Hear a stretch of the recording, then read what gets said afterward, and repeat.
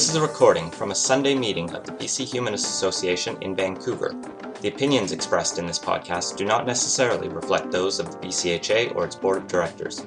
To learn more about humanism and to support our work, visit bchumanist.ca, and make sure to follow us on Facebook, Twitter, and Instagram, and be sure to subscribe to the BC Humanist podcast.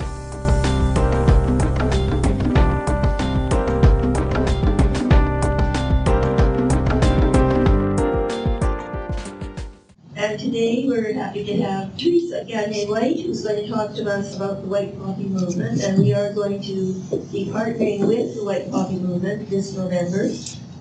Hi, I'm Teresa Gagné, and I'm a new member of the Humanists, one of the founding members of the very small organization Vancouver Peace Poppies.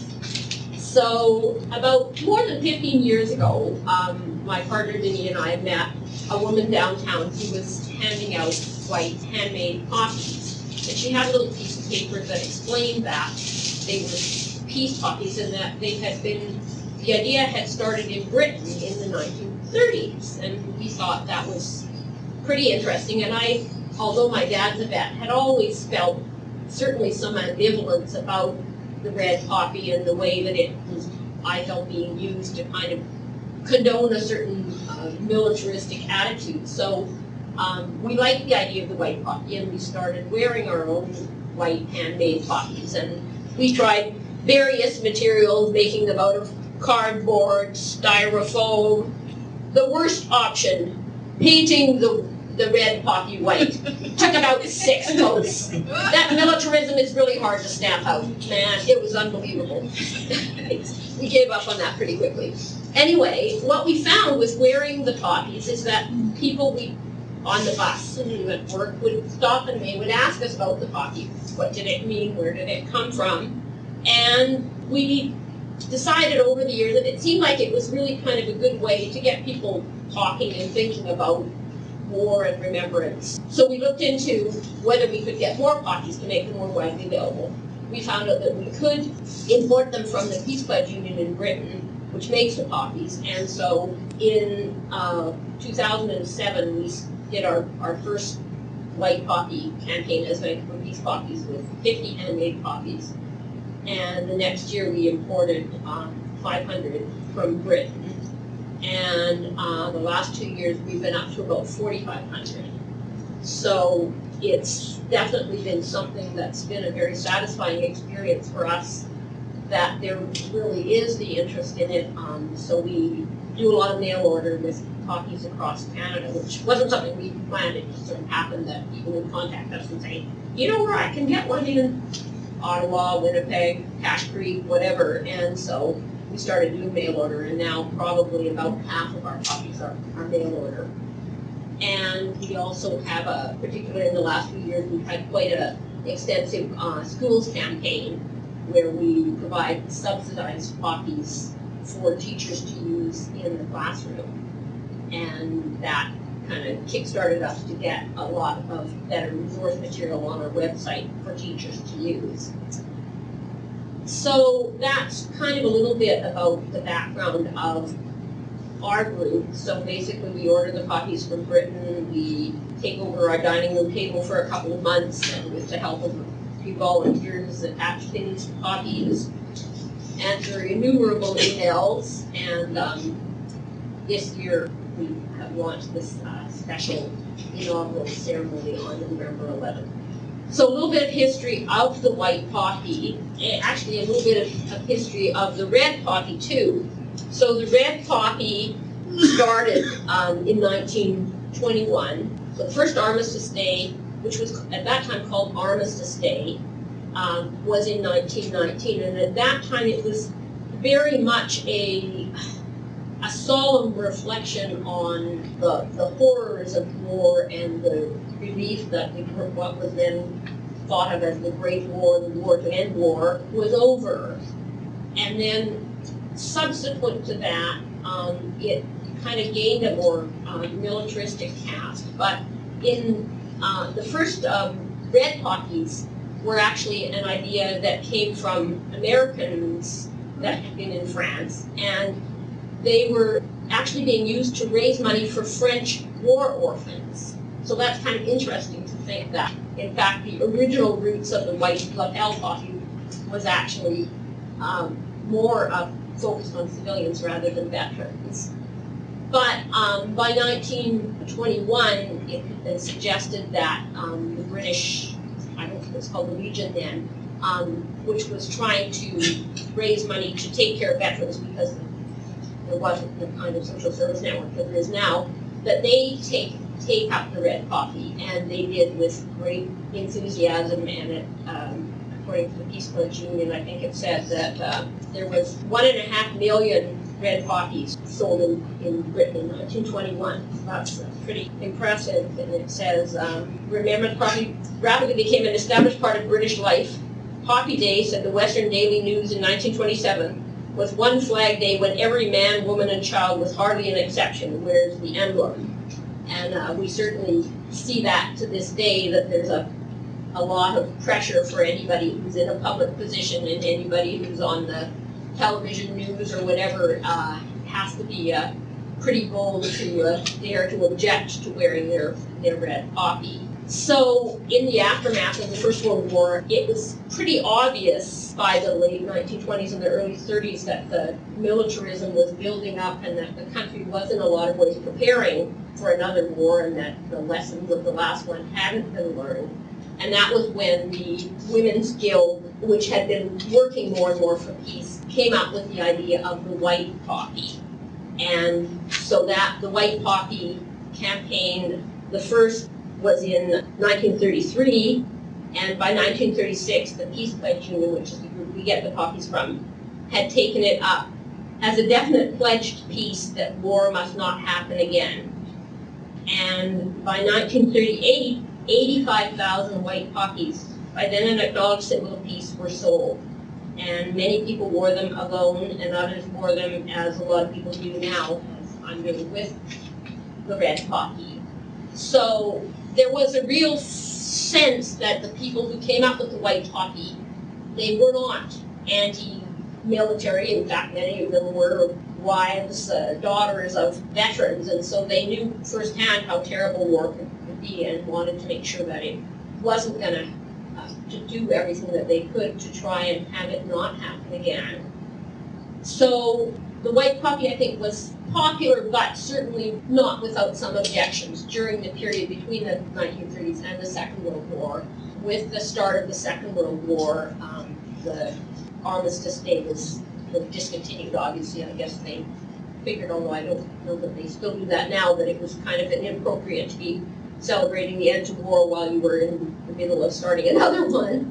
So, of course, with the kind of intense patriotism, I think, the white poppy became not as nearly as widely used until it was kind of revived in the 1990s with a ceremony to lay a white poppy wreath and a renewed interest. And since that time, the interest in Britain has really grown and grown enormously with the white poppy, and they're also used in a few other places like Australia and Canada.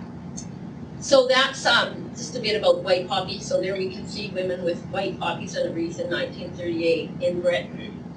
And the Peace Pledge Union, they do a lot of really excellent peace education work. They have some, wonderful publications, both books and short pamphlets. And this one I particularly liked.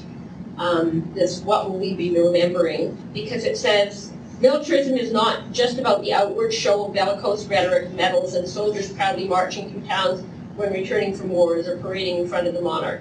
It's a cast of mind and belief system that privileges the age-old values embodied in war fighting.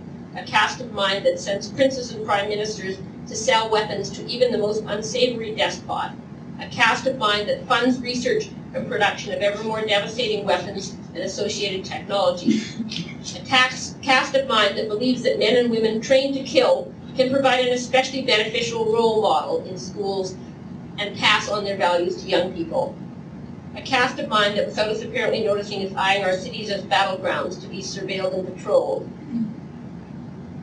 The distinction between policing, intelligence, and the military becomes blurred, as does the distinction between war and peace and local and global operations. War has become the dominant metaphor to describe much of the world around us. War against drugs and crime, war against terror, against insecurity. These are not just sloppy use of language, but reflections of stealthy militarization of a wide range of policy debates, as well as popular culture. So I think that's really quite interesting, because it's true when we think about it, how often we hear the word war and the idea that battle is a noble thing that everyone should aspire to, to the extent that people are urged to, battle against death, and you rarely read an epitaph that says that somebody, gracefully accepted their death, but it's the appropriate thing to do is battle. And we've really, I think, internalized this idea that that kind of thing is an inherent good. So that's, I think, probably about as much as I'm going to say about the Peace Pledge Union. The Poppies that we distribute for a $1 to $2 donation, which is basically enough to cover our costs. The Poppies are quite expensive. They're nice fabric poppies, and they cost us, depending on the exchange rate, about $1 each. So anything we get in excess of our costs helps us to provide subsidized poppies in the schools and free poppies in places like the downtown east side. And we've been really gratified by the response to the campaign. So that's just a donation box. We have a few cafes and businesses that have display boxes. If you live, particularly if you live somewhere in the suburbs, if you know of a business or you have a business, could be any kind of business, could be a dry cleaners, auto parts store, any place that has a counter that would be interested in having a display box. We'd love to have more depot locations. Basically, we provide the poppies tin for collecting the money, and whatever we get. There's no responsibility on the part of the business to that there would be a certain amount of money. So if it happens that somebody comes in and steals the tin, that's just the way it goes. But we certainly would love to have more depots. So if that's something that you can think of it, a place that might be interested, do let us know. We also have a website with quite a lot of information on it, and there's poppies over there in cards, which give more information about us and about the white poppy. So the other thing that I said I'd talk about today was the civilian victims of war, because that's really one of our big focuses with the White Poppy campaign, to remember the civilian victims of war and also the environmental consequences of war. And these two wreaths here, the poppies were made for us by local elementary school children a few years ago to highlight the changing shift in civilian versus military casualties. So this wreath here, closest to me, represents the ratio of casualties for World War I. Even then, about 40% of the casualties were civilian, including a lot of people who died from famine immediately after the war, so not necessarily people who were killed in combat. And the next wreath reflects the current statistics, which is that 90% of the victims of contemporary wars, or more than 9%, are now civilians.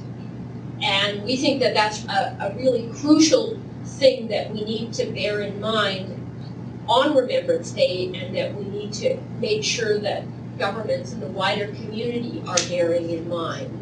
Because really, when we're counting the costs of war, if we're only counting our own military costs, those are actually, for most of the major powers, getting smaller and smaller, because things like drones, high altitude targeted bombings, outsourcing of a lot of what used to be military tasks to private contractors and things, all of those are things that in some ways are, you could say, are making war safer for the military from a physical point of view, but making it much more dangerous for civilians with cluster bombs and the depleted uranium, and many other things. So we really need to, if we're looking at the costs and consequences of war, to be sure that we're counting all the costs, and that certainly includes the civilians that are now making up 90% of the victims.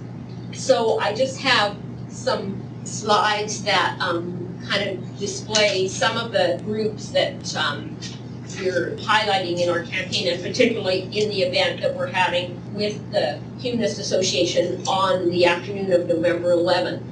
That's a picture from 2012, just a banner that was made by a local veterans group called Veterans Against Nuclear Arms, and I just think that that's such a beautiful, strong message that we chose that as the title for the event that we're holding this year. So by far the biggest group of civilian victims of war are refugees, but here's another slide that we can see that civilians are being directly targeted. These from World War II, civilian cities targeted. You can see some more recent ones, and of course every day on the news we're hearing about Syria, but it's not just happening in Syria, it's also happening in villages in Sudan and Somalia and many other places. So refugees, I thought those were a very interesting image, looking at that boat in 1919 of war refugees, and then a photo from just a few years ago, and just to think that we really haven't come very far, that we still have desperate people struggling onto overcrowded boats. So these are statistics from the UNHCR. 65.3 million refugees, that includes both the 21.3 million, which would be refugees that are outside of their own countries, and the others are internally displaced refugees, so people who fled their homes but may be living in camps in another part of the country or with relatives. And just the statistics, I think, are really quite stunning.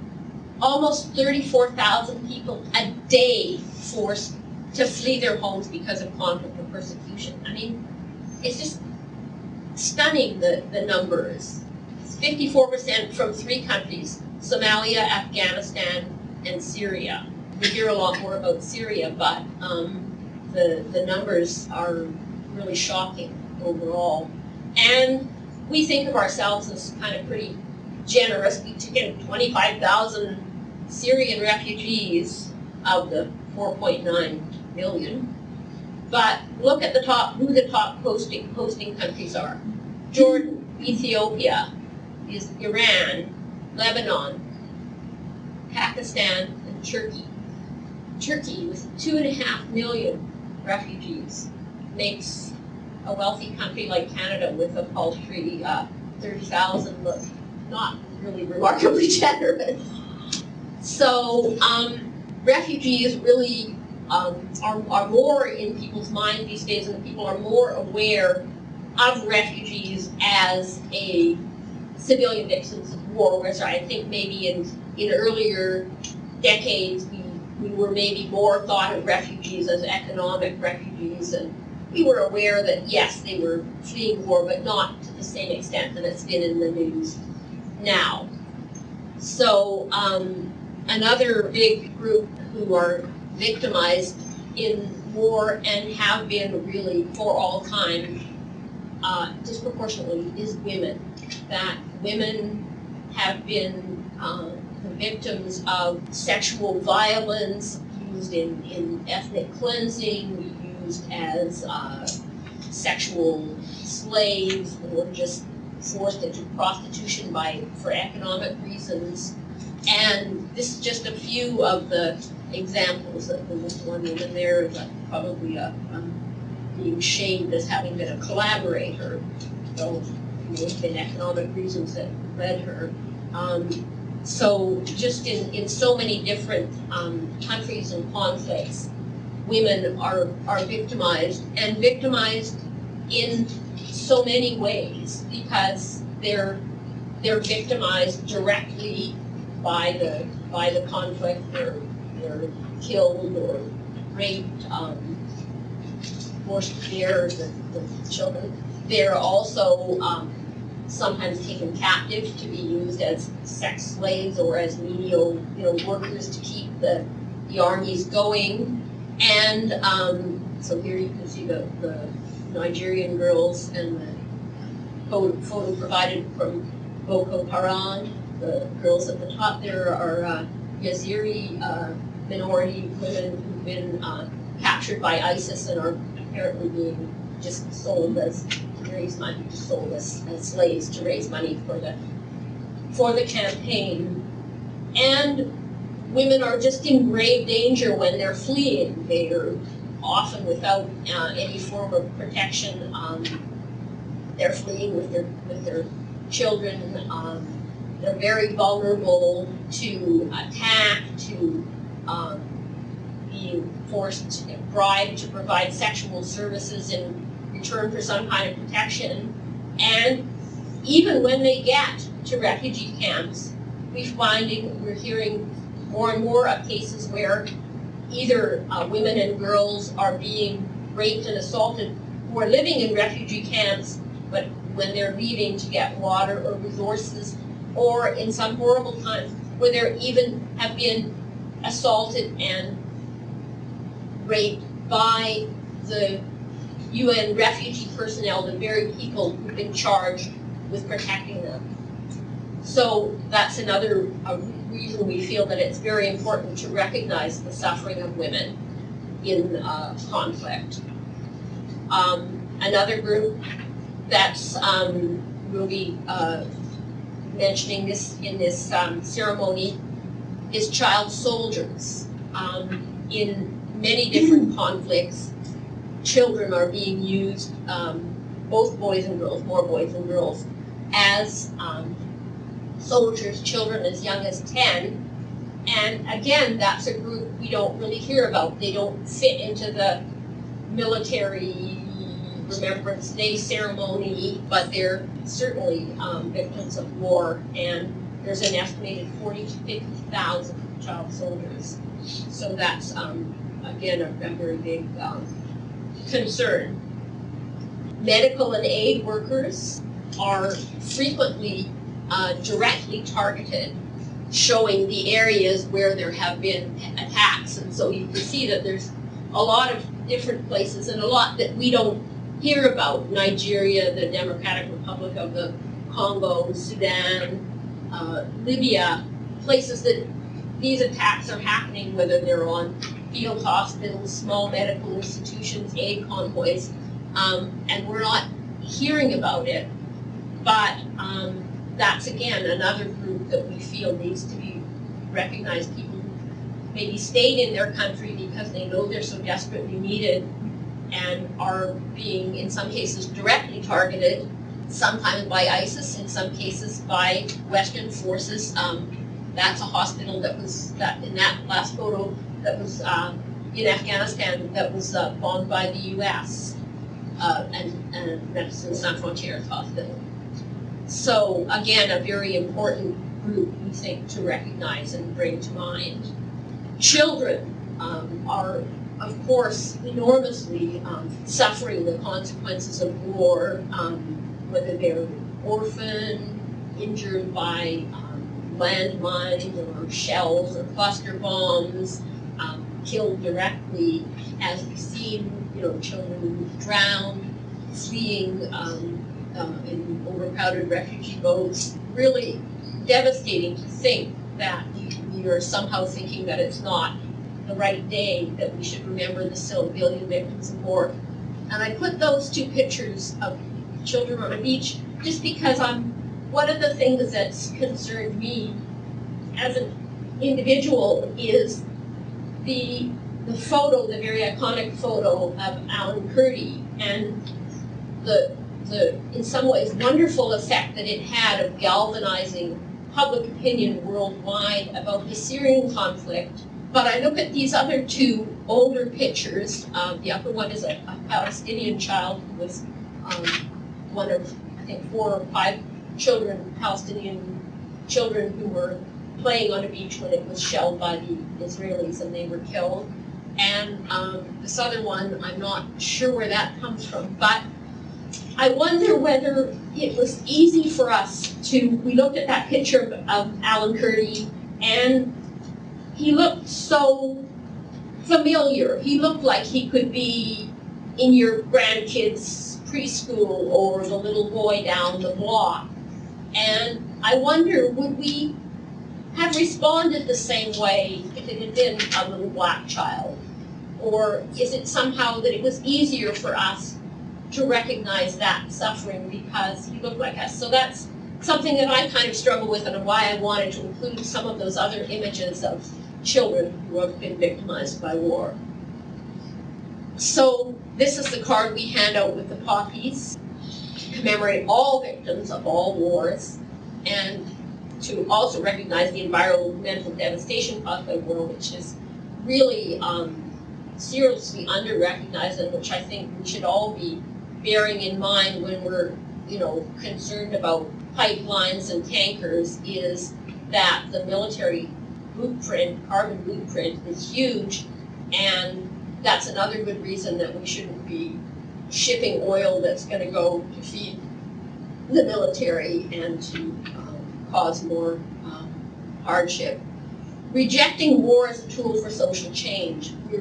We hear about the responsibility to protect, which has been used as a reason that we should invade countries and because they're so violent, or they're so falling apart, that the best thing for us to do is to go in there with our military and take over. And I think we really need to recognize that war doesn't work as a tool for social change, that imposing things from the top doesn't work. If we look at the recent countries where that's been tried, it hasn't resulted in the great democratic states of Afghanistan and Iraq. So, and to really call for dialogue and peaceful conflict resolution.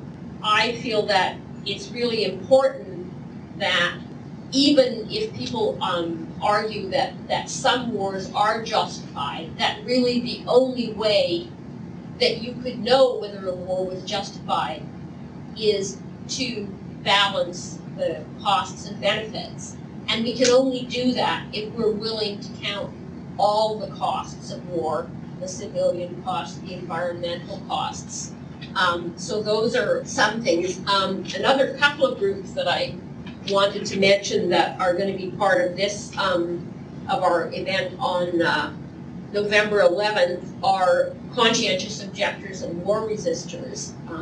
Again, we think that that's another important recognition that people who've really had the enormous courage to stand up and say, no, I won't participate, and who face exile, imprisonment, court-martial, death, depending on the country, what you're risking, that they've really taken a very courageous stance, and that needs to be recognized. Another big one that I wanted to mention is the lost potential of approximately 50 million children whose education is disrupted by war. Think of that, 50 million children. Some of them have never been to school because war has been raging in their countries for their whole lives. It may be too dangerous to go to school. The school may have been destroyed in bombing. There may be no teachers. But all of those children represent huge lost potential for the whole world of all the things that they could have become, whether it was pharmacists or farmers or accountants. That alone is a huge social and economic loss that really is being, I think, seriously under-recognized. And the last two groups, PTSD sufferers, civilian and military. One of the really shocking things, I think, is the statistics on PTSD in the military, that of people coming back from Afghanistan. 30% of the Canadian military coming back are felt to be suffering from PTSD.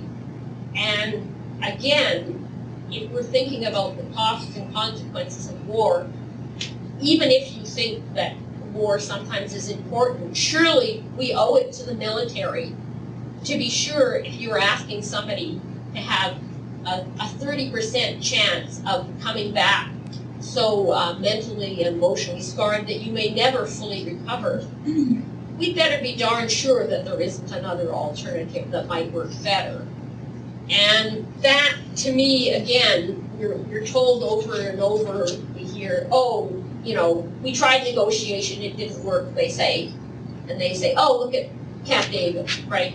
There's one or two examples people will come up with. And they say, well, you know, we tried that and it didn't work. But if you look at the statistics, since World War II, there's an estimated 200 million casualties, deaths, from war and conflict since World War I. Sorry, not World War II, since World War I. And that's a pretty clear indication that it's war that doesn't work.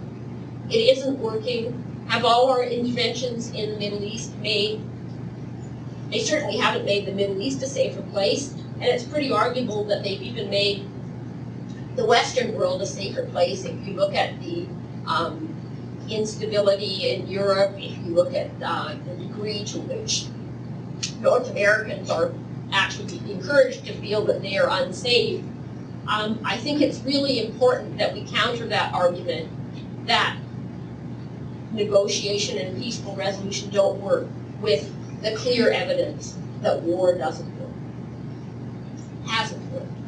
And that really, I mean, if you look at the statistics, to think that those 200 million people, you know, is that really, you know, holding the torch high? And do we really think that that's what the 20 million people soldiers who died in World War, soldiers and civilians who died in World War I would regard as a good legacy and a good sacrifice, that 200 million more people have died since? So anyway, those are just kind of some of the thoughts and ideas. Again, my idea with our point with the White Poppy campaign is to get people talking and thinking about what we remember and why, and how we can more effectively push for better ways to deal with international and internal national disagreements. I'm not sure what the answer is, but I think the evidence is pretty clear that militarism isn't the answer. That militarism as the answer to the, I mean, yeah, it goes back and back. It's like, okay, there's 9/11, but well before that there was Iraq and what the U.S. was doing in Iraq and the huge civilian suffering that was being caused there, that, you know, it all cascades down. But if we look at what we've been doing, what our Western powers have been doing so far, we can see that that's not working.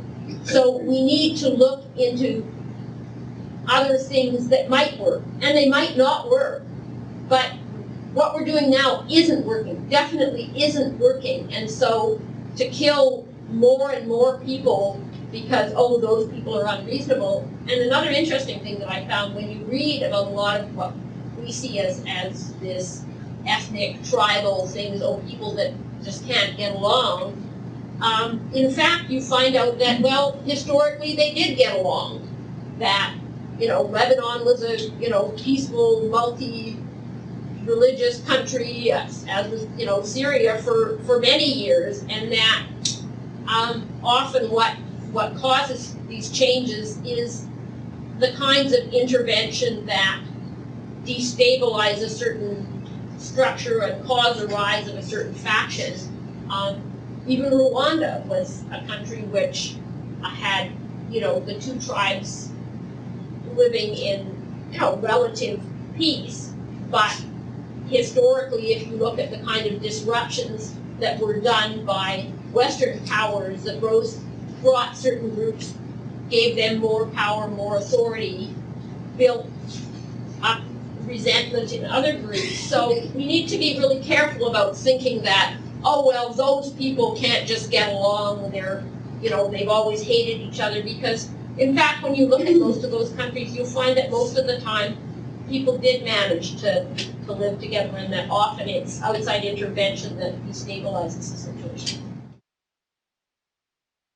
We make a point on our website, and I usually make a point, which I didn't today, of saying that I think that it's wrong to say that the red poppy represents militarism and the celebration of militarism.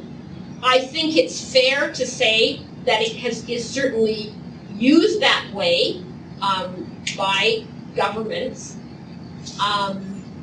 that it's used as a way to drum up support for current military conflicts and not just to remember the sacrifices of the past. I wear both poppies. My dad was a World War II veteran. I'm a strong supporter of the white poppy. I have friends who were veterans who support the white poppy. But I think that it's very mistaken to say that, to think that you know what someone else means by the red poppy, because I think that, like the white poppy, it's a very nuanced thing. There are people who wear it to show their unquestioning support of the military, and I've certainly met people who refuse to consider the white poppy as anything other than an insult to veterans and the military. But I think there are a lot of other people who are wearing it as a recognition of the loss, and whether we use terms like sacrifice and noble and loss of, gave up their lives. Most of those people, I think, had their lives torn from them and didn't. So I think it's really important to not judge what someone else means by wearing the red poppy, or to assign, any pejorative feeling to the red poppy, because I think for most people, I don't believe that it has that, although I do believe it is used that way by the military and often by governments. But I think for me, one of the things that I like about the white poppy is it's a way to add some kind of nuance to my wearing of the red poppy. I'm able to kind of make it clear that while I'm, remembering and honoring the veterans, that I think we need to do more than that, and that I don't accept the fact that we need to never, reduce our military spending, because that would, indicate that the past struggles were in vain. It's enormously difficult, and to say that we need to intervene, I guess to me that we need to do something doesn't mean military, and that quite often the responsibility to protect is a military response. That, maybe, if we were training up, thousands more people, hundreds of thousands more people worldwide in skills of negotiation, in empathy building and things like that, then we would be able to bring to bear in these dysfunctional conflicts, we would be able to bring to bear resources that might actually help people to come to understand each other better, help them to rebuild their country and their social structure. But my concern is that often what we're doing is, we're training soldiers and we're training the military and the police, and that we're not building the civilian social skills that are the underpinning of a viable, peaceful community anywhere in the world. I don't think that the Western world is responsible for all of the conflict in the world, but I do think that Western intervention has certainly fanned some conflicts and supply of